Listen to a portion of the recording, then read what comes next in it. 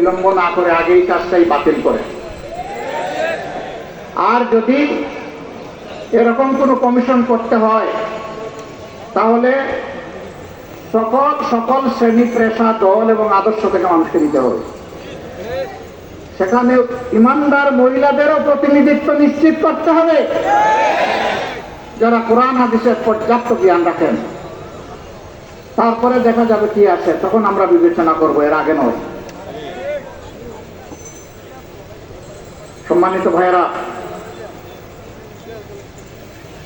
দ্রব্যমূল্য রমজানে কিছু সহনীয় ছিল, মানুষ কিছুটা আশ্বস্ত হয়েছিল, ধীরে ধীরে এখন আবার উত্তপ্ত হচ্ছে।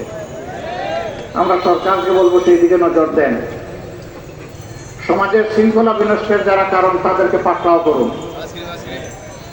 যারা 15.5 বছর এবং শেষ প্রান্তে এসে জুলাই আগস্টে গণহত্যা সংগঠিত করেছে, তাদের কাউকে আইনের বাইরে রাখবেন না, তাদের বিচার নিশ্চিত করুন।